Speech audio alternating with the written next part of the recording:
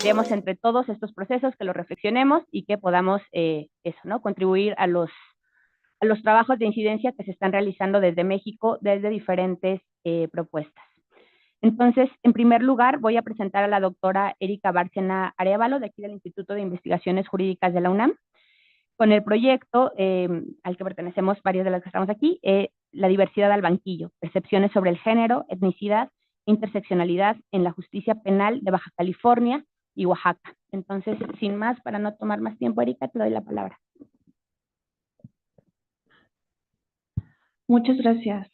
Buenas tardes a todas las personas que nos hacen favor de acompañarnos aquí en el Instituto de Investigaciones Económicas, en el Zoom y a través de la cuenta de YouTube del Instituto de Investigaciones Jurídicas.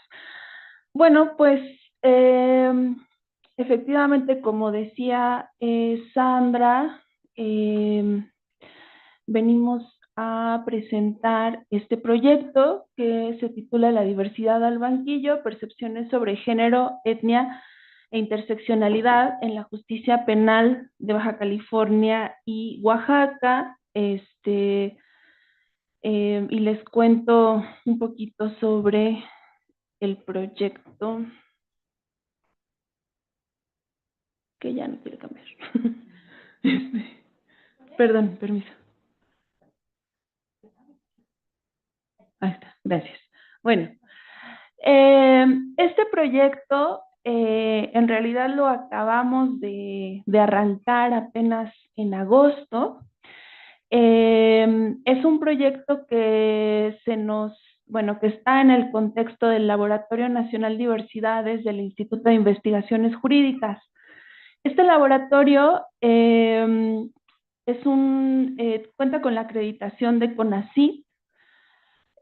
Surgió en 2007, más o menos, y es un laboratorio que históricamente había estado centrado en diversidades sexogenéricas y en realidad no tenía ningún tipo de agenda de investigación relacionada con temas de acceso a la justicia ni nada por el estilo. Recientemente se integraron también los temas de migraciones y de juventudes. Juventudes de manera mucho más acotada, porque solamente se hizo un proyecto de investigación que estaba relacionado con las experiencias de violencia de las y los alumnos de las preparatorias de la UNAM. Migraciones, pues sí tiene un desarrollo propio, porque pues es una línea de investigación importante para la otra colega con quien coordino el laboratorio, que es la doctora Aletia Fernández de la Reguera. Siguiente, por favor. Sí, la siguiente. Gracias. Y bueno, como parte de la siguiente, por favor, de una convocatoria que sacó CONACYT exclusiva para los laboratorios, pues logramos este financiamiento de este proyecto. La que sigue, por favor. Bueno, para dar un poco de contexto, este proyecto surge de una preocupación por un tema que ha tenido bastante auge en México a partir de 2011, que es la cuestión de las justicias adaptadas o de las justicias con perspectiva. Para quienes no les es tan familiar el contexto mexicano, el tema de los derechos humanos y particularmente del derecho internacional de los derechos humanos, pues prácticamente estaba exiliado del sistema jurídico mexicano hasta antes de 2011. Y en este año se hace una reforma a la Constitución en donde se integra el derecho internacional de los derechos humanos. Se dice que pues todas las personas tienen reconocidos todos los derechos, tanto a nivel consagrados, tanto a nivel nacional como internacional.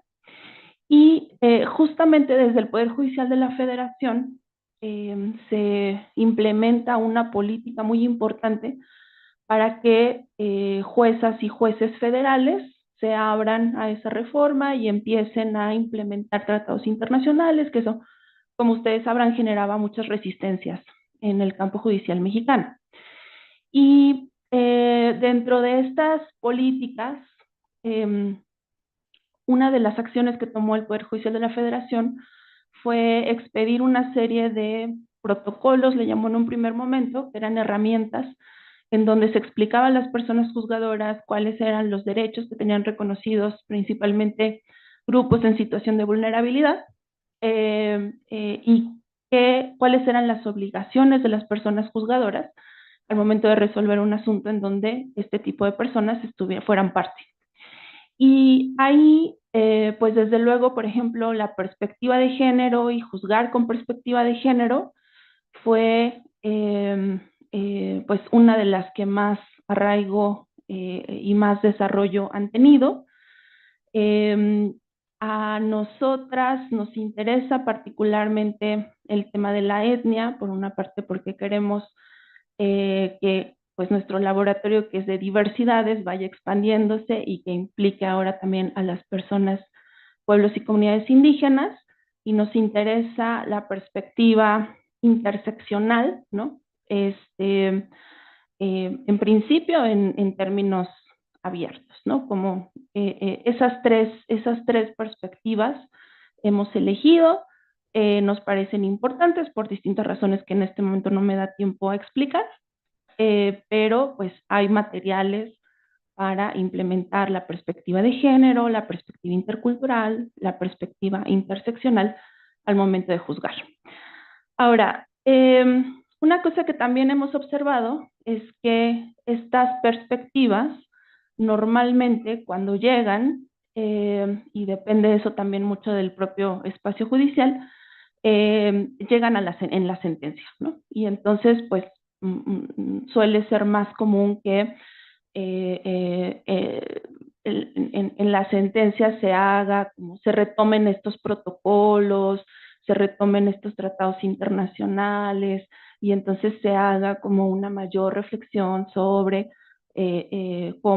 estas perspectivas aplicadas al caso concreto.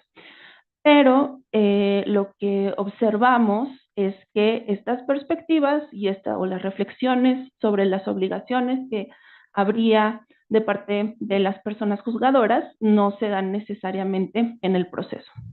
O si se dan, pues se dan de maneras muy particulares, de las cuales solo tenemos ciertos atisbos, por decirlo de alguna manera, ¿no? Sabemos que, pues dependiendo de la persona que está siendo procesada, pues de pronto, por ejemplo, si es indígena, pues las personas juzgadoras tienen muy claro que tienen que poner a disposición una persona traductora o intérprete, ¿no?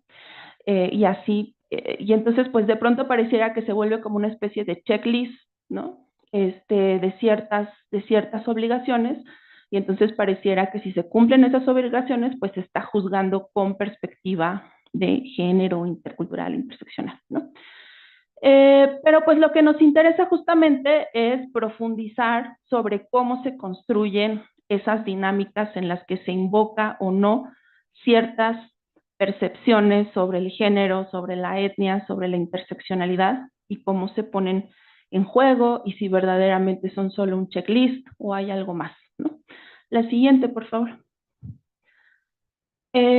Para ello, una cosa que nos parece muy importante, en un primer lugar, es entender la justicia como un servicio público y como un espacio de interacción, ¿no? Como decía, pues juzgar con perspectiva es algo que pareciera que solamente es competencia de la jueza o del juez que va a hacer cuando escriba su sentencia. Y detrás de eso, pues como probablemente todas y todos aquí sabemos, pues la justicia no funciona así, ¿no? La justicia implica una distribución del trabajo, una distribución jerarquizada del trabajo, ¿no?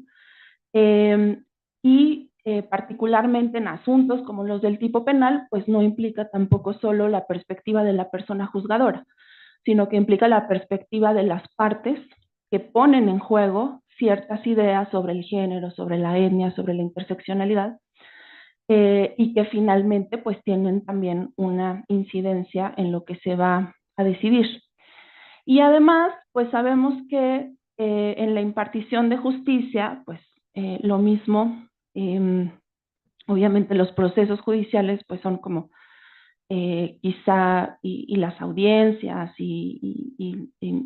pues sí, esta parte pública de los procesos, pues es como una especie de punta del iceberg, pero sabemos que además pues hay adentro de las instituciones elementos no solamente legales, sino también culturales e institucionales que juegan un papel importante en los procesos de impartición de justicia. Entonces, justamente como no queremos hacer un análisis de las sentencias, sino entender cómo se construyen esas perspectivas a lo largo del proceso, nos parece importante pues enfatizar en este punto de partida sobre cómo estamos entendiendo la impartición de justicia, ¿no?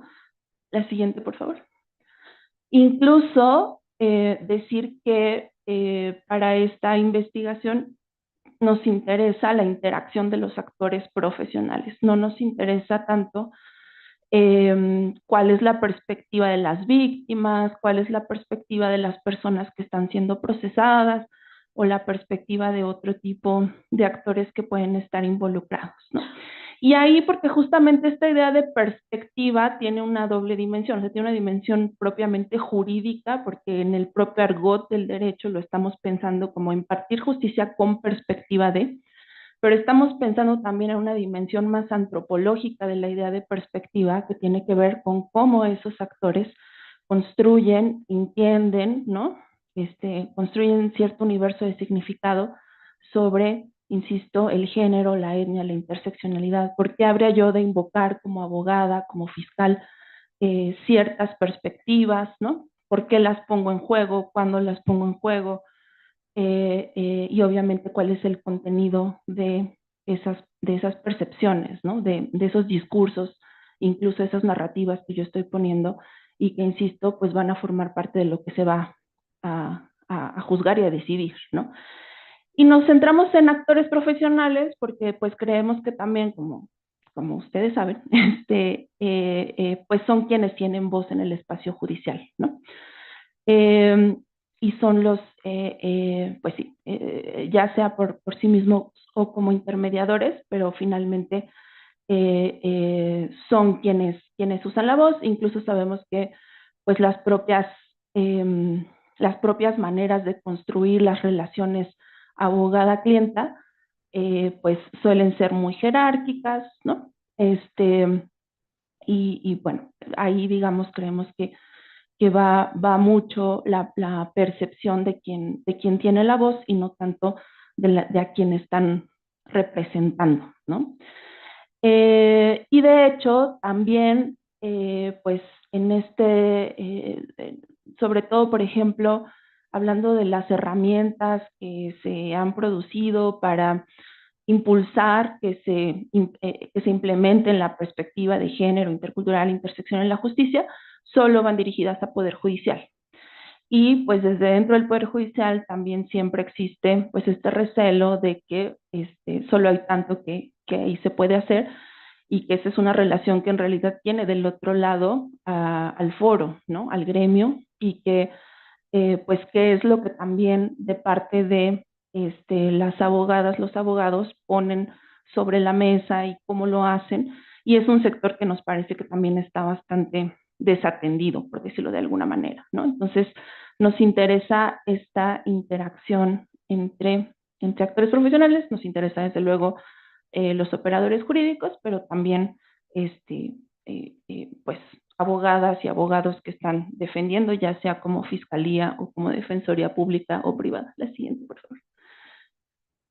Y pues esto queremos hacerlo principalmente a partir de un enfoque etnográfico, ¿no? Y quizá acá van mis preguntas para nuestro público experto. Porque justo por eso preguntaba yo en la primera, en el conversatorio, eh, cómo podemos reflexionar sobre las limitaciones y los alcances de la observación de audiencias, ¿no? Y sobre todo cuando estamos tratando de entender también la perspectiva de los operadores, ¿no? Eh, y cuando, pues las audiencias, como decía, no son necesariamente espacios de argumentación y de interacción muy nutridos, por decirlo de alguna manera, ¿no? Sino que son pues espacios también de una interacción muy técnica, muy burocrática. Y entonces a mí la verdad es que me interesa mucho seguir reflexionando, o sea, claro, por supuesto que yo diría que es un recurso invaluable y que es muy importante, pero sí me pregunto sobre qué cosas tendríamos que estar reflexionando al respecto y sobre todo en función de qué es lo que eso nos permite ver y qué es lo que no nos permite ver. Y lo que no nos permite ver, cómo podemos sí verlo, ¿no? Porque, bueno, estamos considerando la observación de audiencias, estamos considerando entrevistas, estamos considerando algunos talleres y grupos focales, esos más dirigidos, digamos, a personas externas al Poder Judicial, por decirlo de alguna manera, a contactarnos más con comunidades jurídicas a partir de talleres y de grupos focales, ¿no? Creo que también nos ayuda mucho, pues obviamente, el estado del arte y el conocimiento previo sobre pues cómo funcionan los tribunales, etcétera, pero creo que sí, no sé, bueno, yo ahí si en algún momento se discutiera sobre, y sobre todo de las colegas y los colegas que han empleado esta estrategia, cuáles son, qué cosas tendríamos que estar ahí pensando, insisto, sobre lo que nos permite ver y no ver la observación de las audiencias, ¿no? Y eso, pues, nos interesa, como decía, ese momento de interacción, ¿no? Y que también, como no esperamos una interacción, insisto, muy nutrida, pues creo que también ahí tendremos que activar nuestra propia imaginación metodológica para hacer pues ese complemento de lo que tal vez no nos sea tan fácil. No tenemos mucho tiempo para hacer campo, lo cual es un problema también, ¿no? Digamos, no nos da el tiempo como para ponernos a hacer una etnografía como más clásica, intentar estar en la cotidianidad de la institución, y a la vez, pues, generar estos encuentros con los distintos actores. Entonces, pues, estamos justamente tratando de amarrar y de pensar nuestra estrategia para lograr entender eso, cómo más allá, digamos, ni siquiera solo la subjetividad de la persona juzgadora, sino cómo en esa interacción se va imaginando, digamos, el género, la etnia, ¿no? Y cómo eso pues se cruza también con otros factores para tomar ciertas decisiones y para que esas justicias adaptadas o ese juzgar con perspectiva pues termine también muchas veces eh, concretándose en acciones muy específicas, que es donde creo después si queremos tener una mayor incidencia podemos encontrar, no me gusta la palabra, pero vamos a decir áreas de oportunidad, para poder escarbar un poquito más, ¿no? Y bueno, decir que por supuesto estamos muy conscientes de que nos va a tocar la reforma judicial, ¿no? La implementación de la reforma, entonces ya estamos esperando las iniciativas de los estados. Nosotros nos interesa justicia local, pero bueno, todo eso va a tener también un impacto mayúsculo, ¿no? Que creo que en este primer momento, pues también será el momento de la transformación y de los ánimos, ¿no? Exaltados, y bueno, habrá que ver también eso, cómo finalmente se va asentando, ¿no? Pero pues sabemos que eso nos va a tocar también. Y bueno, yo lo dejaré ahí. Muchas gracias.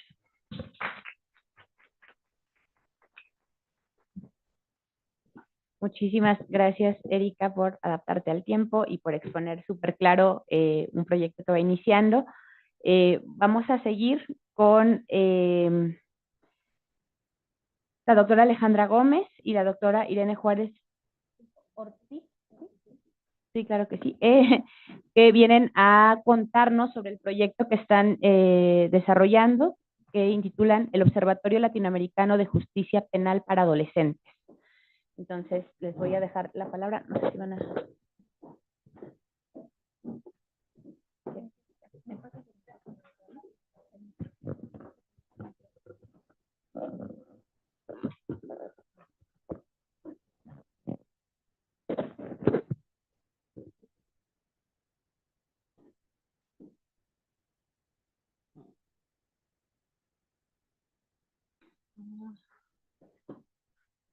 Hola de nuevo, muchas gracias por continuar con nosotras y nosotros. Y para hablar muy brevemente de este proyecto que estamos trabajando, que es el Observatorio Latinoamericano de Justicia Penal para Adolescentes, un proyecto que tengo el gusto de coordinar aquí con mi colega, la doctora Alejandra Gómez, y que también nos acompaña la doctora Florencia, que también es integrante de este proyecto. Y bueno, les voy a compartir en nuestro micrositio. Tenemos un micrositio en la página del FLAP que ojalá puedan revisar con más calma más adelante.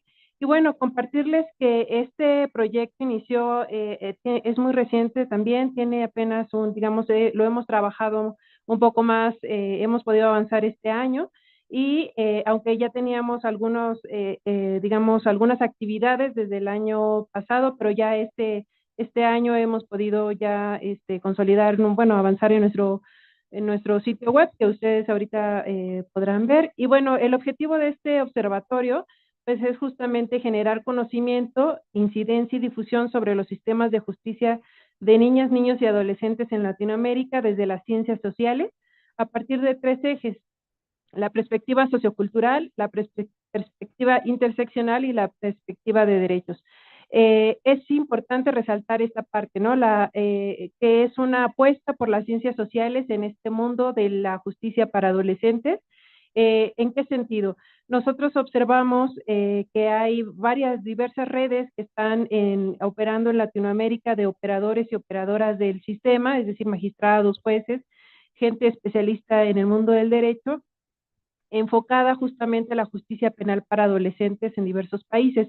Y entonces observábamos que hay esfuerzos muy valiosos que tienen décadas de trabajo, como en el equipo argentino, y el interés de acá desde México también y de otros países, de gente que ha estado colaborando desde hace mucho tiempo, y entonces la necesidad de hacer una apuesta también latinoamericana para desde las ciencias sociales poder reunirnos y poder hacer estos trabajos de colaboración. Y bueno, en este sentido, tenemos la misión de promover el trabajo multi e interdisciplinario desde las ciencias sociales, específicamente, como mencionaba, respecto a los sistemas penales para adolescentes, y tenemos algunos objetivos específicos, como es esto de recopilar y sistematizar información, realizar y promover diversos tipos de investigaciones sobre el tema, brindar información y capacitación especializada a los y las operadores del sistema, así como al estudiantado de la antropología y del mundo del derecho, para que podamos estar nutriendo estos diálogos de manera más amplia. Y esto, reunir a la gente, conformar esta red de personas expertas en nuestros países, y con ello ir avanzando en incidir en el diseño, la implementación y evaluación y mejora de los diversos proyectos que hay en nuestra región latinoamericana, y claro, difundir y divulgar pues estos trabajos y esta información. Y bueno, lo que hemos podido avanzar, ahorita se los platicaré, que podrán ver ahorita lo que hemos logrado avanzar para nuestro micrositio, y les cedo la palabra a la doctora Alejandra para que nos hable justamente pues de esta importancia de que los operadores se incluyan en esta perspectiva. Bueno, Gracias, buenas tardes. En nuestro trabajo, como ya lo escucharon, surge de la, considero, necesidad de incorporar en el sistema mexicano toda la perspectiva sociocultural en los análisis que se realizan en la justicia penal para adolescentes. Porque si bien es cierto, como ya lo escuchamos, la perspectiva, la justicia adaptada tiene que caber en toda la impartición de justicia. Sin embargo, encontramos que a partir de que el sistema de justicia para adolescentes o la justicia juvenil a nivel internacional se ha creado como una justicia especializada en sí misma, como una justicia que da cabida no solamente al reproche penal, sino a otras consideraciones como son la prevención, tanto general como especial. Esto nos lleva a que para poder realizar esta prevención y para poder realizar esta intervención en los procesos de justicia para adolescentes, es fundamental que las personas que participan en los juzgados, en las fiscalías, en la defensoría y también quienes investigan desde las diferentes áreas, incorporen esta amplia gama de conocimientos que dan las diversas ciencias sociales. Y entonces encontramos que nosotros, una forma de poder materializar, engarzar todos esos conocimientos y sobre todo generar un producto o un material que sea consultable, encontramos en un sitio web la posibilidad justo de poner toda esa información, construirla y dejarla abierta para que pueda ser consultada, pero también retroalimentada y ampliada por quienes consulten y quienes participan en esta red, porque somos una red en construcción y justamente por eso siempre estamos como a la expectativa de integrar a nuevas personas que están investigando, pero también nuevos conocimientos, ¿no? Doctora, ¿quiere continuar? Y bueno, en este avance lo que podemos, hemos logrado trabajar es justamente, si ustedes conocen nuestra página, ubicar dentro de, primero en la red del FLAD, que es nuestra red donde estamos albergados obviamente, es este directorio que hemos empezado a elaborar de las y los especialistas que trabajan estos temas en México, Brasil y Argentina. Obviamente nos faltan colegas, pero estamos en ese proceso. Entonces ustedes ya podrán aquí ubicar sus perfiles, sus datos de contacto, sus formaciones y demás. También, obviamente, están los cursos que habrá una sección, bueno, existe una sección de cursos que que estamos organizando. Ya dimos uno justo este año, el semestre que concluyó, titulado El abordaje de la conflictividad sociopenal juvenil en América Latina, donde participaron la doctora Florencia Graciano y el doctor Federico Medina de Argentina, y ahí tuvimos un gran interés de diversos países y estudiantes de diversas formaciones de licenciatura, perdón, de Derecho y de Antropología, de Sociología, de recibir este curso, y tenemos en puerta otros que les compartiremos si da un poco de tiempo. También, obviamente, ciclos de conferencias que ustedes podrán conocer y consultar, pues ahí están las grabaciones, ¿no? Desde con toda para este primer ciclo de conferencias, pues buscamos el diálogo obviamente con Argentina, con Brasil, con Perú, con otros países latinoamericanos, y ha sido muy rico este debate, este diálogo con estos operadores y operadoras, pero también obviamente gente de las ciencias sociales, para mostrarnos cómo ha sido su trabajo, los retos que han enfrentado y al respecto. Entonces, sí, adelante. Ya, gracias. Ya. Es que le estamos haciendo en aprietos al compañero. Otra de las cosas que nosotros hemos trabajado es ese mapa, que la verdad es que es como uno de nuestros logros más presumibles, porque una de las cosas que hemos hecho es investigar cómo están los sistemas de justicia para adolescentes en América Latina, y eso ha sido todo un reto. Metodológicamente, en el tema de revisar lenguaje, legislación, sistemas jurídicos, incluso sistemas políticos y organizaciones estatales, ¿no? Que cada país también tiene su forma de organización. Y lo que pueden encontrar ahí justamente son fichas técnicas que resumen, como pueden ver ahí, de manera muy sucinta el sistema jurídico que se aplica a las personas adolescentes, pero nosotros buscamos no solo tratar como en la parte procesal, sino también investigar esta situación de las perspectivas sociocultural y también incluir temas de víctimas, ¿no? De derechos de víctimas, de justicia alternativa, Y ahí ustedes pueden encontrar también un link que les va a llevar a las normas jurídicas nacionales e internacionales que se aplican en ese sistema, ¿no? Entonces, ha sido por eso nos tardamos tanto, porque tuvimos que estar buscando la información y demás. Otra de las cosas también que hemos estado trabajando es un proyecto de entrevistas con personas especializadas, como les decía, de diferentes áreas de las ciencias sociales que llamamos Repensando, en donde platicamos básicamente sobre conceptos que en el argot jurídico se van trabajando demasiado, que a veces parece que se desgastan porque no queda muy claro qué debemos entender, ¿no? Entonces, hemos trabajado temas, por ejemplo, de violencia y adolescencias, hemos trabajado temas como uno que me gustó mucho, que fue el de proyecto de vida, ¿no?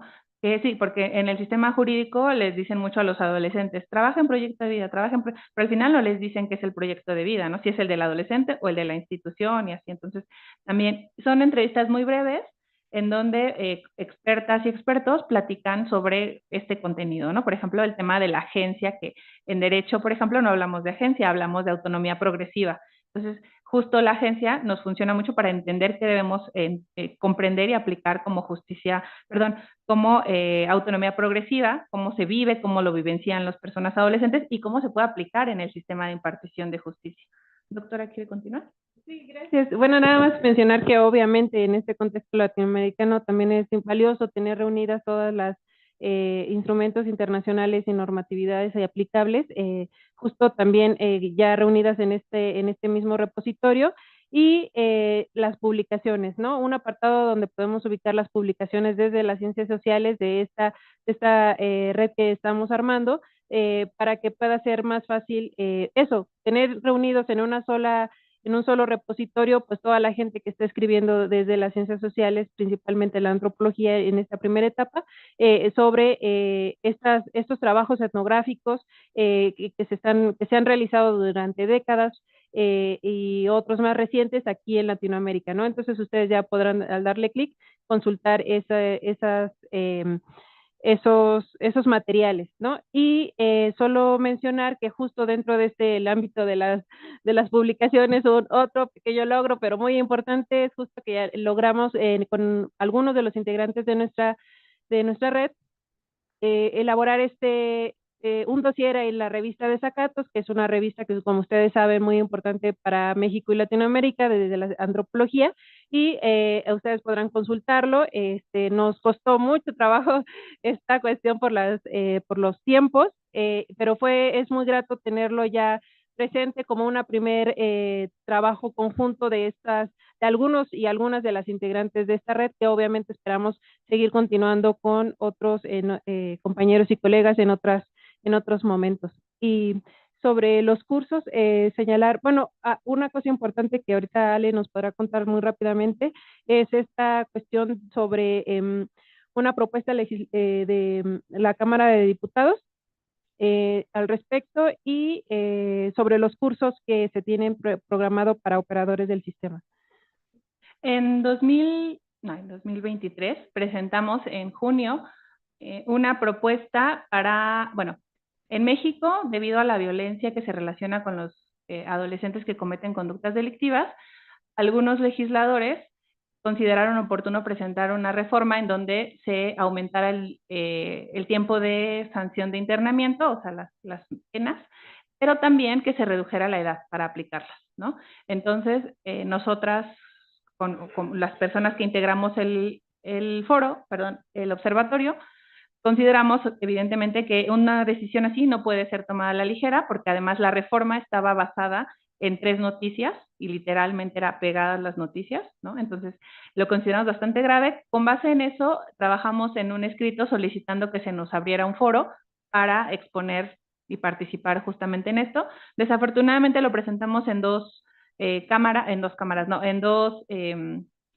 comisiones, en la de seguridad y en la de derechos de niñas, niños y adolescentes, porque cabe señalar que la reforma se presentó en la de seguridad, o sea, en la Comisión de Seguridad, no en la de niñas, niños y adolescentes, pero bueno, nosotros presentamos ante las dos comisiones, ninguna nos dio respuesta desafortunadamente, solicitamos a través de Transparencia que nos informaran qué había pasado con nuestra solicitud, pero nunca recibimos ninguna respuesta, entonces bueno, hemos estado tratando de participar en eso, pero no nos han dado desafortunadamente el espacio. Y en relación a los cursos, bueno, ya tuvimos un primer acercamiento con una clase sobre tortura y el protocolo de Estambul en la investigación de los procesos judiciales a adolescentes, porque en México desafortunadamente también los adolescentes sufren de tortura durante las investigaciones. Y bueno, ese ya pasó, ese lo trabajamos con el Poder Judicial del Estado de Chiapas, y con ellos mismos estamos trabajando la propuesta de un curso de perspectiva sociocultural, porque justamente con esto que nos comentaba la doctora Erika, pues ellos no saben muy bien qué hacer con esa información, cómo incorporarla en el proceso, cómo incorporarla en la sentencia, y estamos trabajando junto con el FLAD en general, un curso para capacitación de operadores del sistema en el estado de Chiapas, donde no sé si esté correcto decirles, se les darán herramientas para aplicar esta perspectiva sociocultural, ¿no? Y no sé, ¿algo más? ¿No? Okay. Pues eso es todo. Muchísimas gracias. Muchas gracias.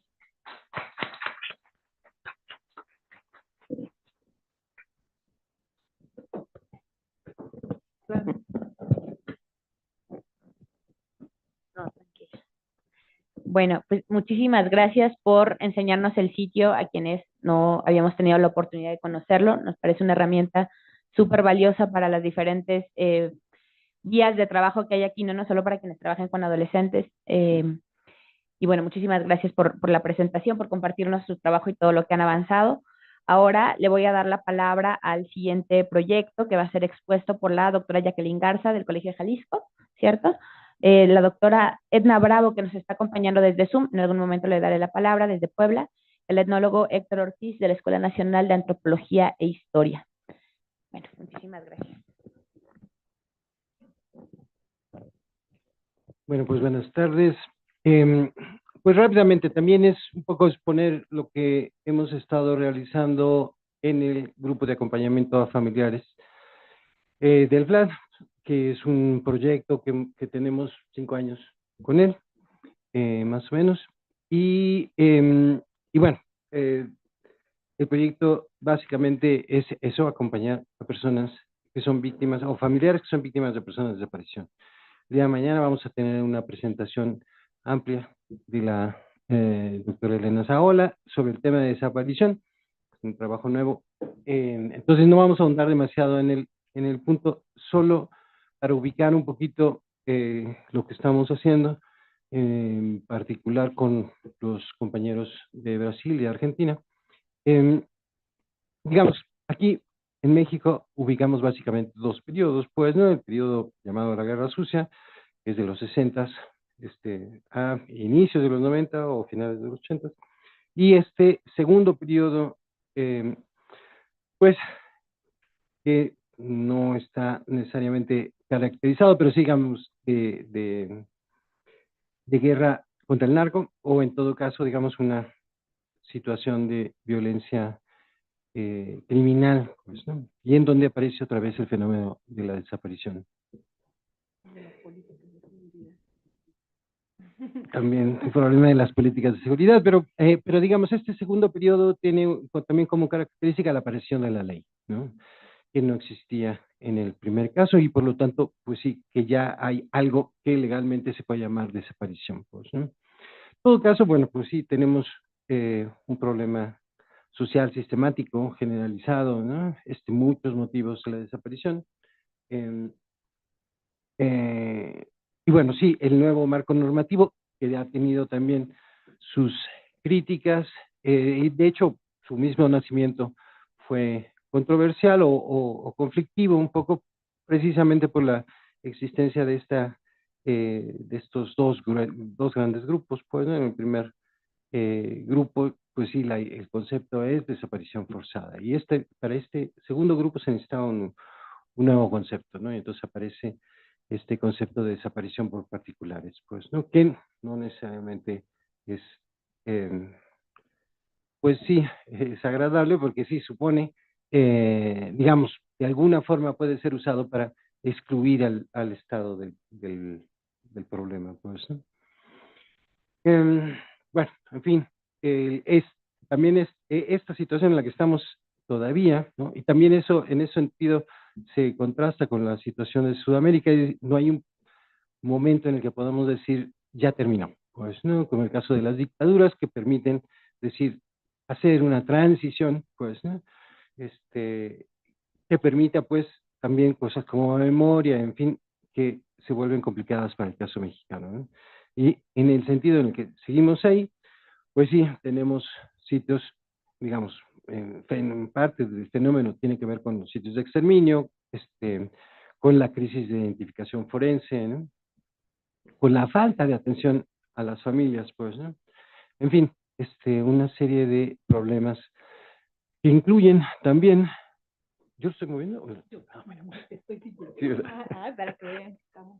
Este, incluyen incluso la misma contabilidad del problema, pues, ¿no? Esta es la página oficial en donde se presentan las cifras y también ha sido bastante cuestionada. Primero porque no, digamos, es la parte pública de la información que tiene el Estado sobre los desaparecidos. Y la parte pública, pues, es bien pequeñita. Y además tiene sus bemoles, pues, ¿no? Por un lado es esto, pues, ¿no? Es decir, ¿cuántos hay entre desaparecidos y no localizados? En México existe también esta doble categoría. El desaparecido tiene que ver con una acción que puede ser ligada de manera criminal, y el no localizado es cuando no tenemos este vínculo claro, ¿no? Hacia un delito, pues, ¿no?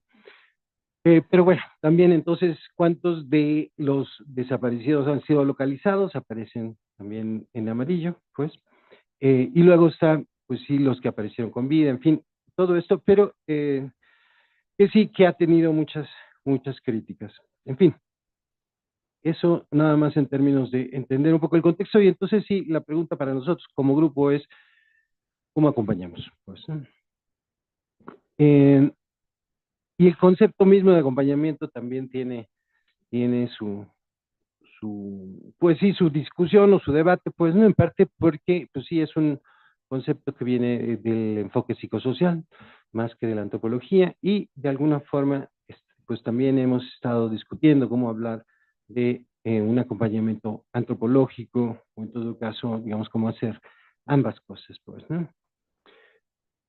En ese sentido es que sí, como equipo hemos pensado en eso, en brindar acompañamiento a familiares, que estén en búsqueda, y que pues sí, y esto implique un enfoque integral desde la antropología y desde otras disciplinas, porque en realidad sí, el equipo que hemos formado es bastante multidisciplinario. Ahorita lo detallaré ese punto, ¿no? Y bueno, también como decía en la mañana, una parte del problema es cómo construir conocimiento de manera ética, pues, ¿no? Y en ese punto, pues, bueno, también nos sentamos a pensar un poco si podíamos pensar en algunos principios básicos. Y estos, pues, son así muy breves, pero nos parece suficientemente claros, pues, ¿no? Acompañar sin suplantar, que tiene que ver con, pues sí, que no es nosotros los que estamos buscando, son ellos los que están buscando, y nosotros estamos acompañando. Sí, trabajar en colectivo, ¿no? También no es que nosotros hacemos nuestro trabajo y ellos hacen el suyo, sino tratar de conjugarlo, hacer propuestas. También esto de que, digamos, el profesionista, el que tiene las respuestas, no es la mejor de las opciones, ¿no? El extractivismo académico, que en el tema de desaparición sí ha proliferado bastante, pues, ¿no? En fin, me voy un poquito más rápido, pero sí, Ale, hice un cambiecito porque sí, me parece que aquí objetivos tenía más, digamos, o principios, más sentido, ¿no? Entonces sí, bueno, la tarea, digamos, como equipo es eso, buscar mecanismos, cómo hacer para juntar esfuerzos entre familiares y nosotros en principio, pero sí también cómo articular acciones con los operadores del Estado y bueno, solidarios y académicos, ¿no? Que son los que están, ¿no? También sí, pues para eso pues también un poco conocer las demandas, qué es lo que están pidiendo, qué es lo que les molesta, los familiares están molestos, es una población enojada, digamos. Entender los alcances también de la legislación, sí es una gran ventaja tener una legislación a diferencia de no haberla tenido o el tiempo del cual no se tuvo, pero pues también hay que ver hasta dónde llega y cuándo y cómo también la legislación, que a mí sí me parece, y digamos, es una propuesta para corregir el problema, también tiende a obstaculizar algunas de las posibles soluciones, pues, ¿no? Y en ese sentido, sí, también nos interesa, pues, bueno, capacitar no solo a los familiares, sino también a las personas solidarias, pues, en cómo hacer este acompañamiento o en cómo nosotros hemos entendido esta actividad, pues, ¿no? Cómo analizar los problemas enfrentados también, ¿no? Insisto también en la búsqueda, pero también en la identificación. Y bueno, también este concepto que se volvió fundamental para el caso mexicano en desaparición, que es el de análisis de contexto, pues, ¿no? Ahora sí, enfoques, pues sí, estamos tratando de pensar en todas las posibilidades de lo que nos sirve para realizar el objetivo, pues, ¿no? Entonces, sí necesitamos un enfoque jurídico inevitable, pues no, pero también nos parece posible tener un enfoque sociológico, psicosocial, criminológico, arqueológico y en antropología física. Y pues bueno, el equipo es pequeño, pero tenemos la mayoría de estas bases cubiertas, pues, ¿no? Pero en todo caso, sí, también, pues sí, hacemos metodología cualitativa, estudios socioculturales, ¿no? Y pues sí, el análisis es centrado en los actores y el contexto. Y bueno, claro, también con perspectiva de derechos humanos que resulta también fundamental para poder hacer estos objetivos. Acá, también me parece que hay algunos, ah, pues sí, bases, bases muy importantes que necesitamos considerar. Y una de ellas, es que hay que estar presente de manera solidaria y participativa, sumar habilidades a los esfuerzos que despliegan los colectivos de búsqueda, ¿no? Pero también hay algunos otros elementos, digamos, este es el del acompañamiento, pero también está el testigo, el atestiguar, estar ahí como testigo, pues, ¿no? Que también me parece es uno de los motivos fundamentales por los cuales los familiares están ahí también. Es decir, están ahí o deben estar ahí, legalmente deben estar ahí, porque son testigos, pues, ¿no? Y bueno, el otro elemento también es la escucha activa, eh, que esa es sobre todo nuestra tarea y una cosa que tenemos que aprender también a hacer, aprender a escuchar, ¿no? Que, pues bueno, es de esas cosas que debemos ser también como antropólogos, pues, ¿no? Y bueno, y partir, sí, de que el problema, el representante del problema puede ser una persona, un familiar, una madre, un hijo, pero el problema es social, ¿no? Y es generalizado, sistemático, y sí requiere de algo más que una atención legal, pues, ¿no? En fin, este, aportes. ¿Qué es lo que creemos que estamos aportando? Bueno, sí, eso, documentar violaciones, contribuir al reconocimiento de los agravios, elaborar informes, ¿no? Y construir peritajes socioantropológicos. En todo caso, son, digamos, algunas de las cosas que hemos logrado hasta el momento. Y ahora sí, ya. Creo que me colgué, ¿verdad?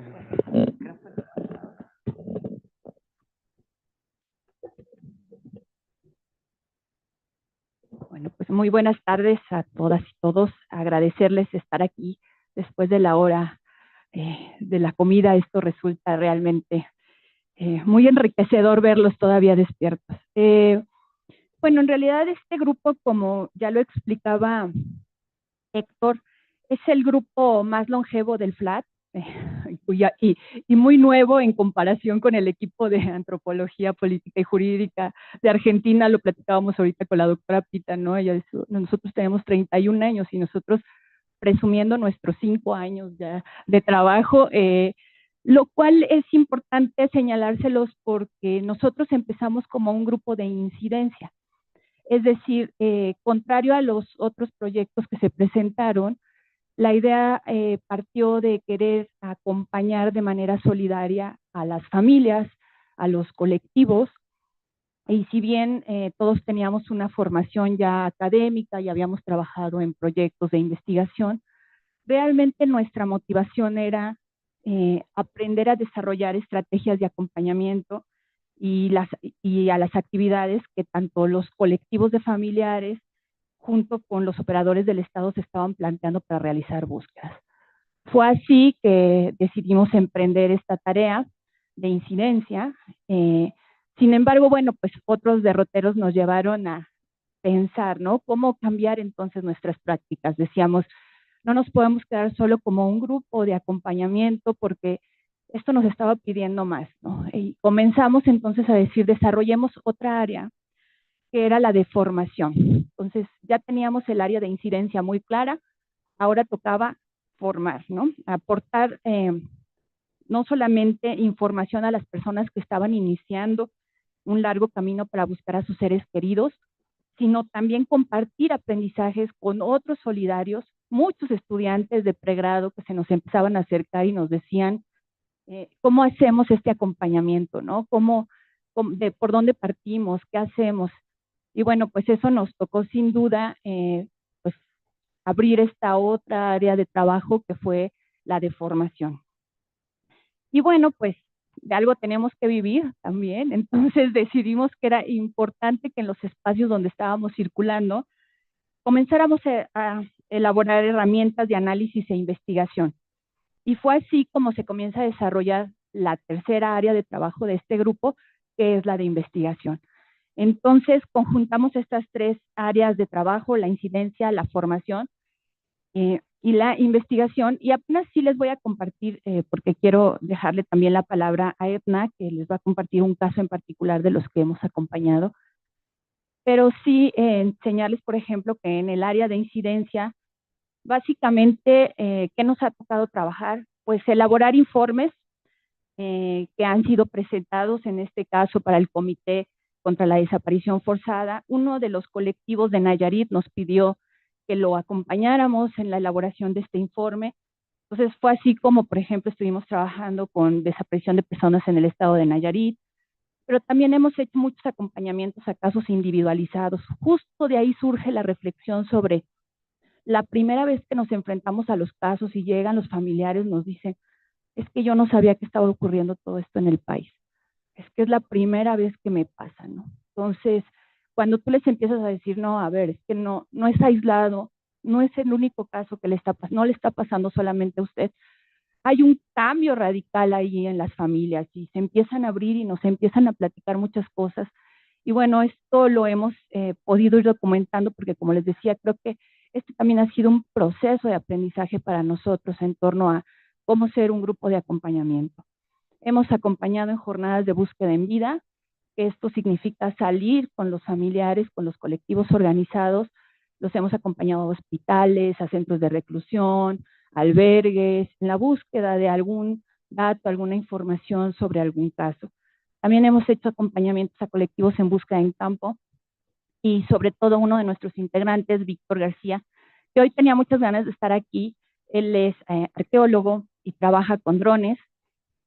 Hoy está trabajando para el Instituto de Ciencias Forenses en Jalisco, pero él antes ya formaba parte de nuestro grupo. Lamentablemente no pudo ir porque está en una búsqueda en campo, pero él ha aprendido a hacer búsquedas a partir de drones, ¿no? Entonces, estos naves no tripuladas, ¿no?, se han convertido en un aliado para poder encontrar contextos de hallazgo. Lamentablemente no pudo, pero bueno, yo le dije, yo voy a hablar y voy a decir que ahí estás, ¿no? Ahí está en esa foto. Y ha capacitado a los colectivos en ese sentido. Bueno, también hemos dado talleres para comisiones locales de búsqueda y, por supuesto, acompañado en procesos de documentación e investigación colaborativa. En formación, muy rápido, algunos de nos, híjole, 5 minutos. Bueno, en formación, seminarios internos en nuestro grupo sobre análisis de contextos, que son muy importantes entender los contextos en los que están sucediendo los hechos, arqueología forense, peritajes socioantropológicos. Y fíjense, muy importante, otra de nuestras integrantes que se ha vuelto experta, Aleida, en talleres de seguridad y protección. La van a escuchar en algún momento también acá. Bueno, en investigación también hemos desarrollado algunos proyectos, participar en congresos, por supuesto las asesorías, como les decía ya, para los estudiantes de pregrado y posgrado, y la producción académica y divulgación de algunos documentos, entre ellos, pues libros, evidentemente, recientemente presentamos Ambivalencias y Alternativas de búsqueda. Etna ahorita les puede hablar de su libro, Nos hace falta a todos. MAT, Memoria Activa de la Desaparición, que es un sitio web que también se ha convertido en un repositorio muy importante para tratar de responder qué hacer en caso de una desaparición. Y bueno, ahora sí vamos con Etna para que nos presente el caso Lautaro y le quedarán 5 minutos, 4 minutos. 4 minutos tienes, Etna.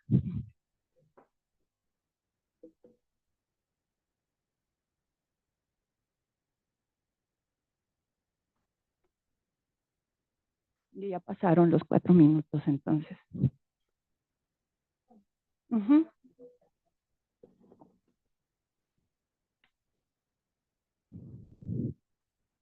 Ahí está. Démosle un minutito en lo que cierran estos micros. Hola, hola, ¿me escuchan? Hola, hola, ¿me escuchan? ¿Me escuchan? ¿Me escuchan? Sí, escuchamos. Buenísimo, mil gracias. Bueno, ok, aprovechando que tenemos 10 minutos para la presentación del estudio de caso, los quiero, Jackie y Héctor. Bueno, primeramente agradecerles por la paciencia, por el tiempo para permanecer aquí en la sesión. Mando un abrazo gigante para todos los colegas del PLAD. Y sí, bueno, justamente soy Edna Bravo Luis, también integrante del grupo de acompañamiento familiares. Y si bien hemos, gracias a la confianza y a- al acercamiento de las familias buscadoras, familiares a veces que no forman parte de colectivos, que hemos podido acompañar cerca de 11 casos, decidimos traer para el día de hoy un caso que toca de una u otra manera con los 3 países que conforman el PLAD. Esto me pareció muy simbólico. Entonces, pues bueno, rápidamente comentarles este acompañamiento que también cada caso es único y cada caso se queda de una manera en cada uno de los integrantes del grupo. Este en particular corresponde a una búsqueda que acompañamos estando el equipo, nuestro equipo que se conforma por 9 personas. Estamos en distintos lugares de México, en distintas ciudades. En ese momento yo me encontraba en Brasil, cerrando los estudios de doctorado, también por otras cuestiones personales en otro momento de vida. Em, Académicamente, pues justo esto, concluyendo esta formación, viviendo una experiencia cívica y política respecto al contexto brasileño en un entorno político y social de gobierno de extrema derecha, que es importante tomarlo en cuenta para la narración de este caso. Y bueno, en 2022, revisando las redes sociales, me doy cuenta que el algoritmo hizo su magia y llega a mis redes el caso de búsqueda del joven de nacionalidad argentina de 26 años de nombre Lautaro Razo. Él, un chico mochilero, que su familia y sus seres queridos, sus amigos lo describieron como una persona reservada, un poco tímida, pero alegre con las personas de confianza, con conocimientos en albañilería, en pintura, tatuador, un chico muy querido por su familia, que llevaba un tiempo de no comunicarse con ellos. Si bien era 17 de marzo cuando yo me deparo con esta serie de boletines digitales que estaban anunciando la búsqueda, y que a mí me llama la atención porque justamente él desaparece en la ciudad de Curitiba, capital del estado de Paraná, en Brasil.